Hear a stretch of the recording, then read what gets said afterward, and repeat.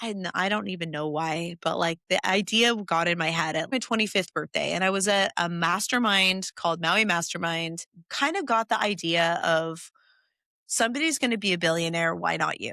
Like it's just more zeros. And so it's kind of always been in the back of my mind, like, could I grow $1 billion company? Why couldn't I? Like that would be kind of hilarious. Hi, Huntresses. This is Talk Rich to Me, Where we get more comfortable talking about money and dealing with money. brought to you by Huntress Wealth.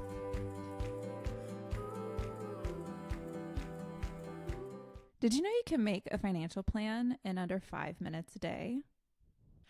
Take yourself on a date with the Huntress Wealth app. Gain financial clarity today because you're good with money.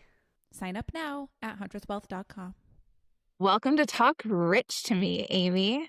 We are here with Aimee Rickabus. She is the founder of many companies, but currently the CEO of 3.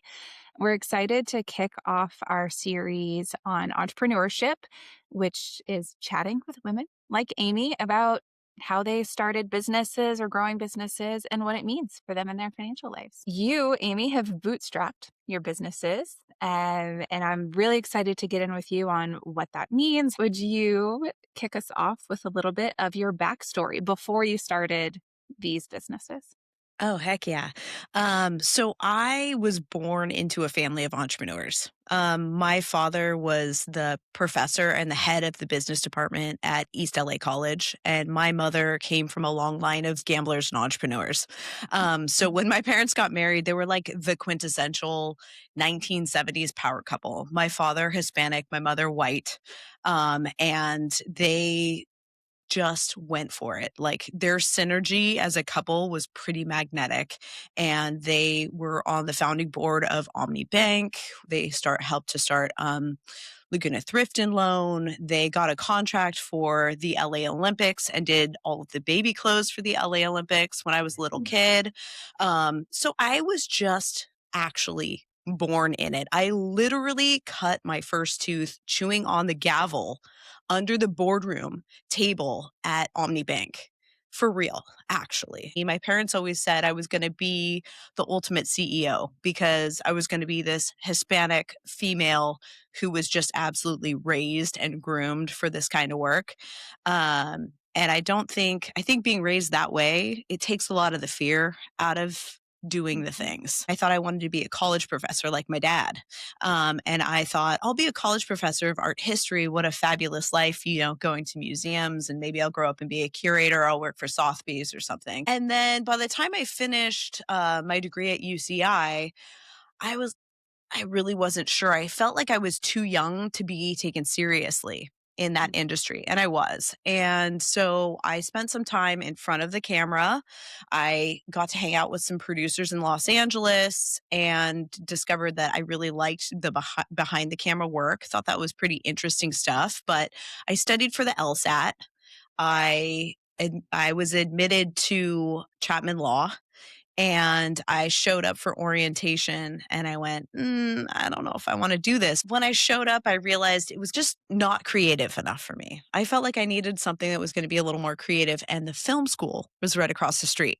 So I walked over to the film school at Chapman and I said, I've been admitted to law school, but I'd rather go to film school and get my MFA. And I'm like, could I come to film school? And they're like, hold on, I'll go check. And so I called my mom and I said, hey, Mom, what if I went to film school instead of law school? And she's like, I don't care. You need to get a graduate degree in something. And so they got back to me. Yeah, you can go to film school. So I ended up going to film school for 2 years and getting my master's. And while I was in film school, I learned how to raise money for movies. I learned how to start an LLC because each project is its own little company. I shot documentary films. I shot guerrilla style films. I learned how to get permits and all of these things, but I also started investing in real estate. And that really, by the time I bought my first piece of real estate, my first year of film school, and by the time I graduated from film school, I made $200,000 on that property. And I was hooked.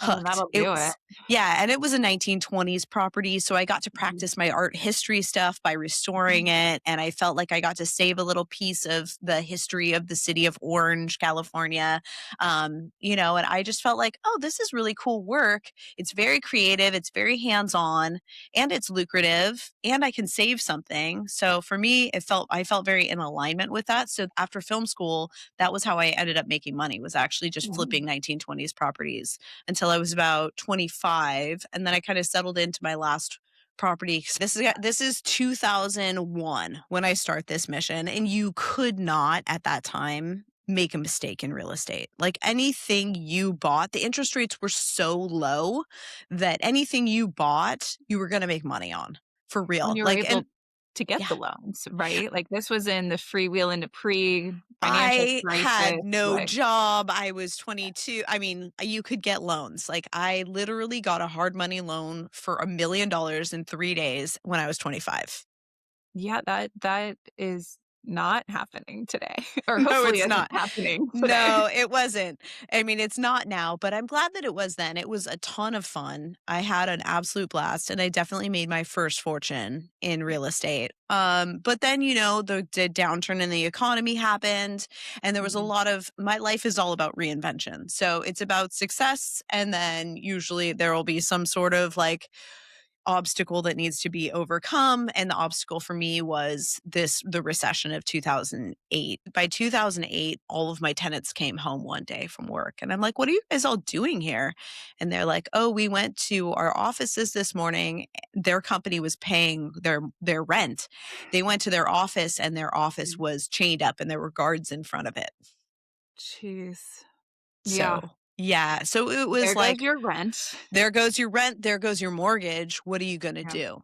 And so I made a very quick pivot into short-term rentals at that point and kind of, like, pioneered the whole vacation rental by owner space in Laguna. Like, I did that just even exist in '08? it was Like literally a website called Vacation Rental by Owner back then, and I would post on Craigslist for short-term rentals too. Mhm. But a lot of people were so broke they couldn't travel far away for vacation, so the Mhm. staycation became the thing. People needed short-term rentals because of their divorces, they needed furnished rentals, and because people couldn't go to Hawaii for vacation, they would come to Laguna. I just was like, "All right, here we go," so I could pay my mortgage.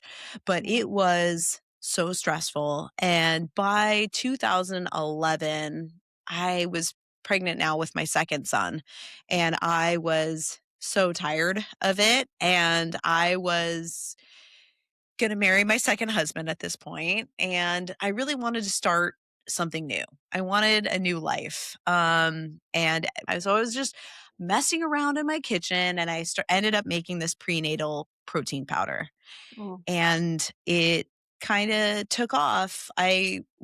While I was separated from my first husband, I went up to LA Yeah. and started this film and television production company, and I had a couple of really nice interns, and one of them, his girlfriend was a nutritionist for celebrities, Oh. and she had a celebrity client who wanted my product. And I called my mom and I'm like, "Hey, here's who wants it." My mom's like, "You really have a product there, Aimee. Let's take it to market. Let's go raise some capital for it. Let's find a Yeah. manufacturer and let's do this."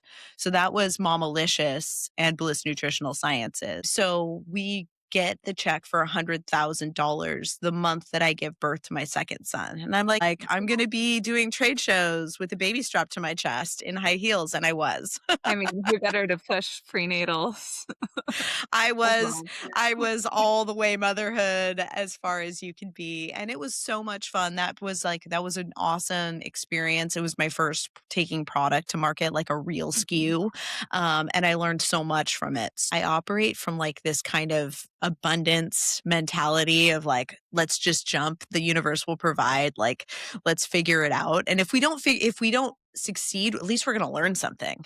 I should just let everyone know in our prep call for this. I was like, yeah, I want to talk about the beginning. Like, what were your fears? How did you know it's going to work? And you were like, what fears? Like, this is just, you don't operate. It's abundance. It's just purely your But I disposition. had to marry someone with the right kind of fear, and so Brendan is my black hat. and he really he is the yin to my yang. And he is, I am a quick start. He is a follow through. I am very optimistic. He has the right kind of pessimism, the kind of pessimism that helps us really balance the business. I mean, he is the reason why the companies have been so successful for such a long-term time. I can get things up on their feet, and he is the guy who can make sure the contracts are good, even with like big companies going back and like, hey, I want to redline this. I don't like it, and I've always been like, okay, we'll make it work, but I think, You definitely need that balance. yeah, I need that. He's the guy. He's my guy. He's my person. And I needed him and he needed me because I don't think he could have started without me because Yeah. I'm fearless in a way that he isn't.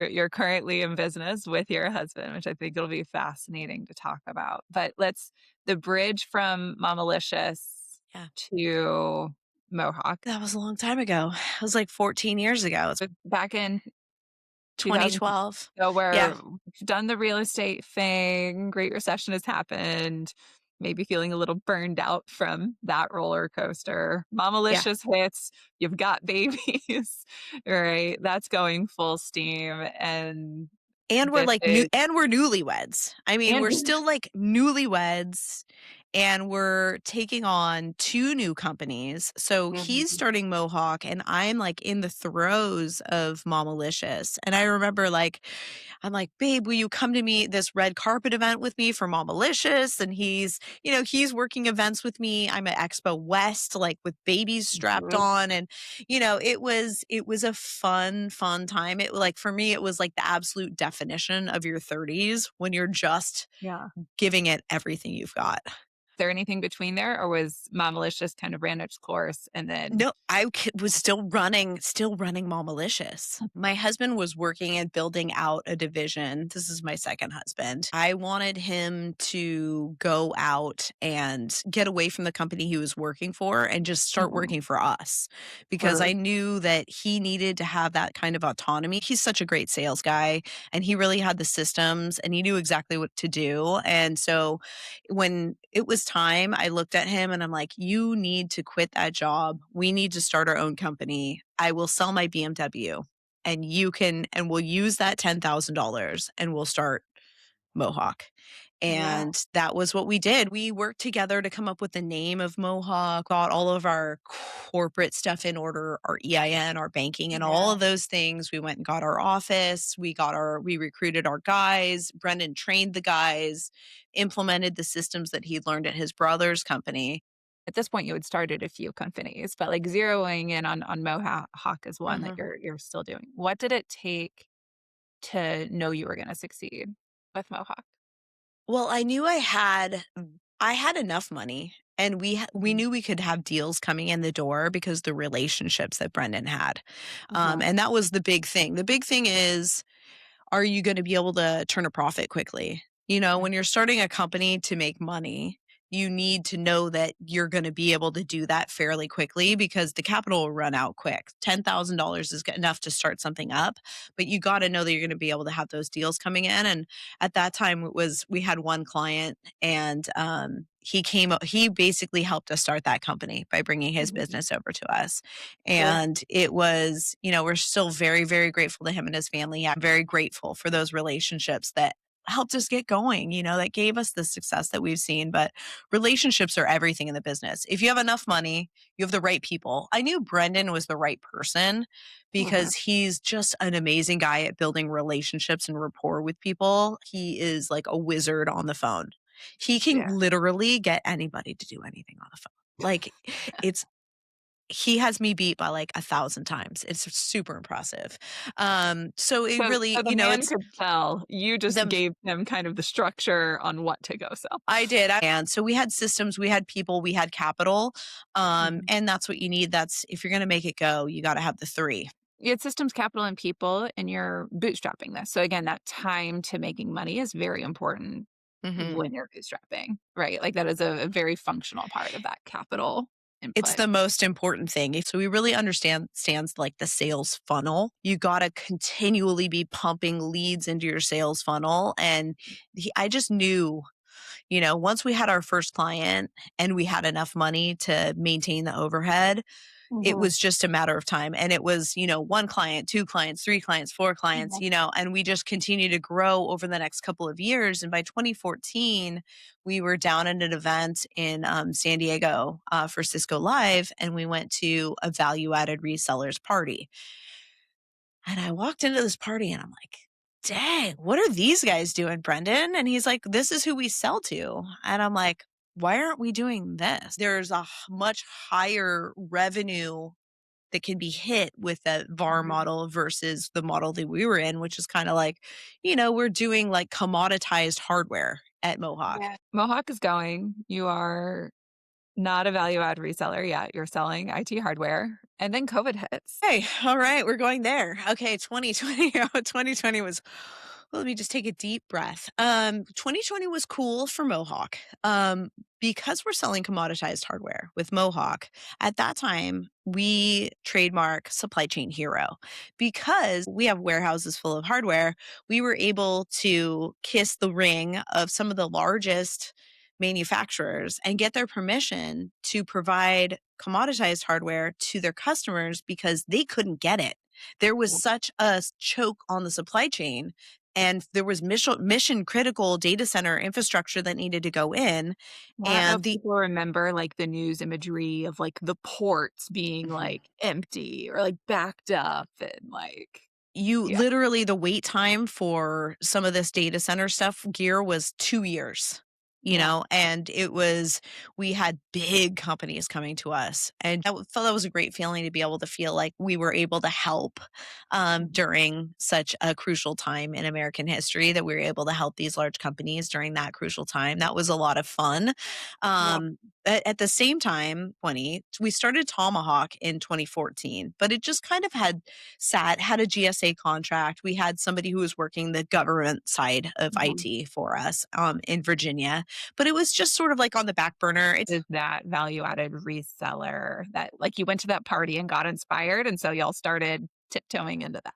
Yeah. Yes, exactly. Yeah. So we kind of had that all set up, and it had been running in the background for the last 6 years. And March of 2020, one of our favorite customers from Mohawk was ready to leave his added reseller that he had been out for like 25 years. And so we flew him out. We had dinner with him on March 13th of 2020. We signed the contract to bring him on as the VP of global sales for Mhm. Tomahawk. And the next day, the world shut down. We just hired this guy for $250,000 a year. Oh my So it was God. like, okay, what are we gonna do? Like, do we keep him going? What do we not keep him going? Oh, this is just gonna last 2 weeks. Remember 2 weeks? Oh yeah. We're all home for 2 weeks. 2 weeks. So 2 weeks turns into a month turns into 2 months. And in the meantime, this guy is an amazing human being, and he is doing his research on emerging technologies. So over the next year, he researches emerging technologies and really builds us a partner ecosystem with all of these emerging SaaS companies. And it is amazing. So by the time we start coming out the other side of COVID, we start getting into an RFQ with a very large company from a relationship that he had. But 2022, I'm pregnant with my very last child, and Brendan had been so sick, and I had been kind of at the helm of the company for quite some time. And we get called out to go to Pepsi. Yeah. So I pick him up from the hospital. I'm just going to pull him out for a day so that I can take him to a meeting. Wow. And we land the deal. We landed the deal. We got the contract, and it was like we were up and running and up on our feet because we had just landed this very, very large deal with this very, Yeah. very large company. And that was when we knew, we were like, this is actually going to work. Yeah. Sweet. It went from like Yes. theory of being the big thing to being. Yeah, that at that point, it went like, "Oh, Mohawk isn't gonna be the big company. Tomahawk is Yeah. gonna be the bigger company." So those companies have always been kind of in competition with one another, Mhm. to see who generates more revenue per year. Well, and Tomahawk in some ways wouldn't exist without Mohawk It being suc wouldn't. but you land Pepsi, right? When Yeah. Pepsi happened, just breathing room? Or are you just kind of is it more, more, more?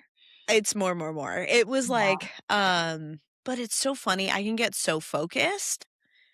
I don't remember a lot of that time. I gave birth in August that year that we landed that contract. And it was just such a busy, busy time. It was actually like kind of an insane time in my life.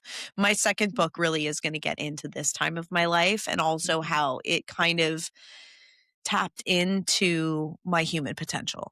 Yeah. Because, sometimes you have to be under like extreme circumstances to really find yourself. And so that's what this time in my life really was for me. It very much changed me as a person, but for the better. Yeah. It has made me more connected to the universe, a little like less in my ego, even though I have more paper success, but I really think that now I'm striving for human potential, Yeah. like this success that's a whole different thing than how much money you have in your bank. I don't even know why, but like the idea got in my head at my 25th birthday, and I was at a mastermind called Maui Mastermind. Kind of got the idea of somebody's going to be a billionaire. Why not you? Like it's just more zeros. And so it's kind of always been in the back of my mind like, could I grow a $1 billion company? Why couldn't I? Like, that would be kind of hilarious. My mother always says everybody has the same 24 hours in a day. You have the same Yeah. amount of time.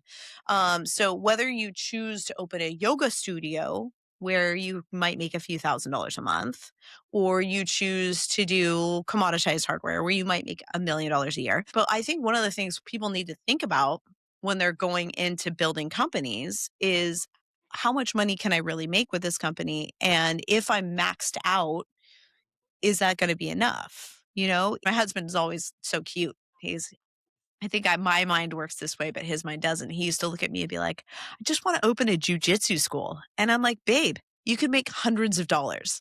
And it takes so much time to make hundreds of dollars. It takes the same amount of time to make millions of dollars. But it's also about your priorities and what your purpose is and like what turns you on. If it makes you happy, like my podcast and my books don't really make me money. Like Dream Life Media doesn't make me money.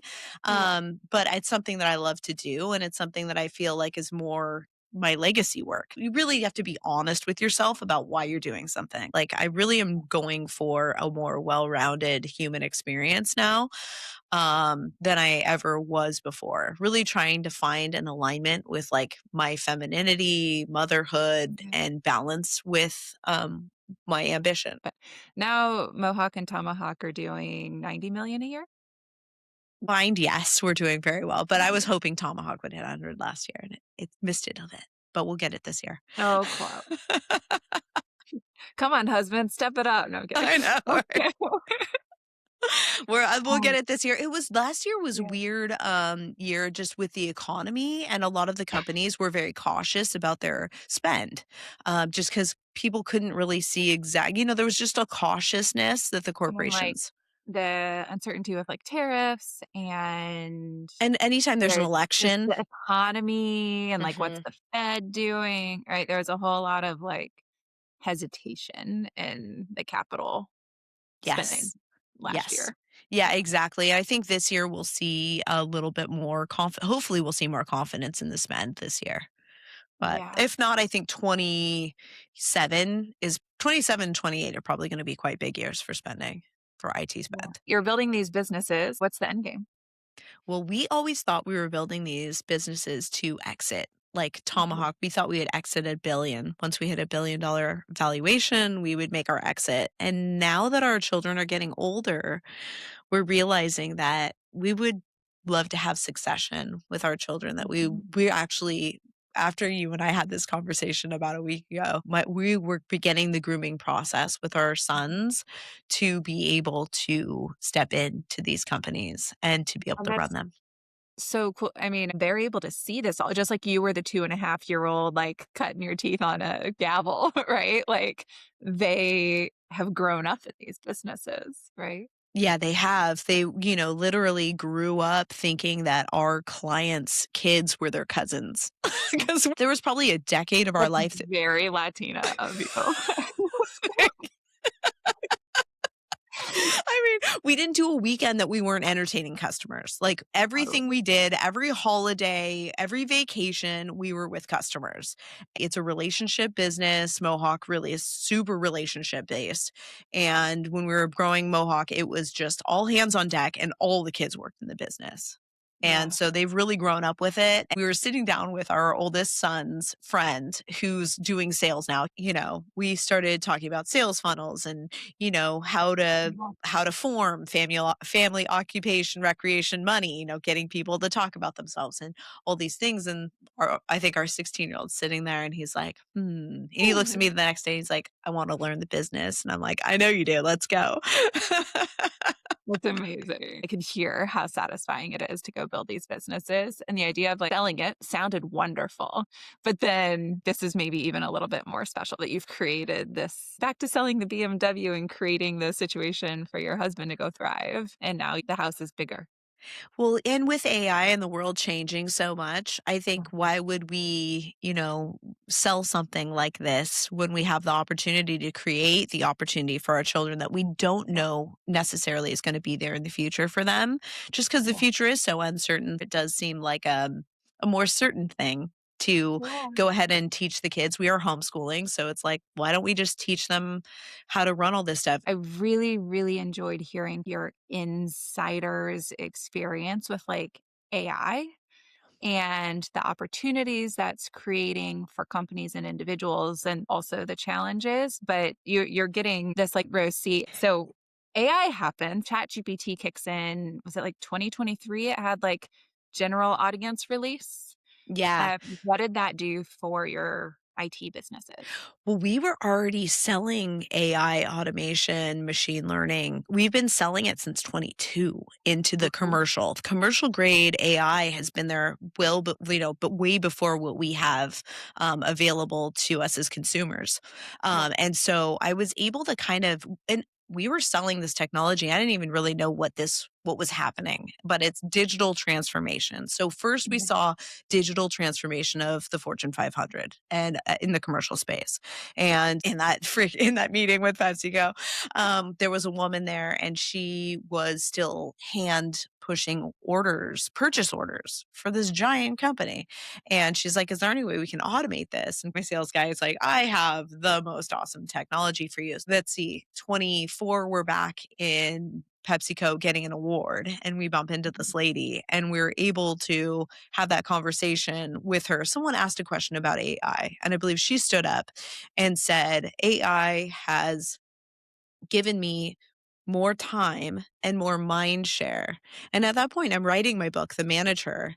And I was already thinking about how the management and organization of our homes as mothers is so Mhm. similar to the management and organization of corporations. But at that point, I'm like, wow, how is AI going to transform life for women as we automate the mundane? Because so much of the invisible work that we do at home is kind of mundane. A lot of the things that I was doing for these large companies, Scheduling, s- inventory, skip logistics. Yeah. all of these mundane tasks, we do the same things in our house. So when we're able to automate those tasks, like how is that going to change the world for you? For as a woman. And that got me thinking about industrial revolutions and how industrial revolutions have elevated women every single time. Basically, anytime women have a little bit of elevation in society, we change the world. The first industrial revolution, women, we get kids out of factories and we advocate for safe food. Second industrial revolution, we get women's suffrage. We finally get the right to vote. That third industrial revolution, we Me Too movement, women in business movement. So now we're in the fourth industrial revolution. And it really got me thinking, like, what problem are women going to solve in the world in the fourth industrial revolution? Now that we will have the time and mind share to do so, because this technology has freed up our time. I always say AI is like the washing machine of our generation. Our great grandmothers had to wash everything by hand. Think of how much time that took. That is such a visceral comparison. I love it. Yeah. I Yeah. And this Yeah. is for me being able to see how AI has the potential to transform our lives as women in a positive way, that we will have more time and more freedom than any woman ever in the history of the planet of Earth, ever. To me, that's like so exciting. I love And that. I right? Yes.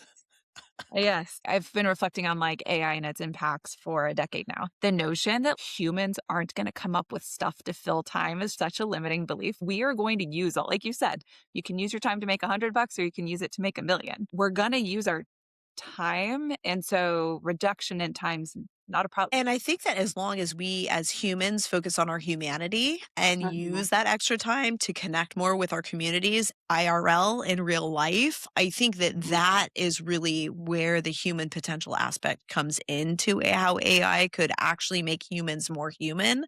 I feel Yeah. like the third industrial revolution was kind of a rough draft of this digital revolution almost took away our humanity a little bit, because using the computers, it was so cumbersome.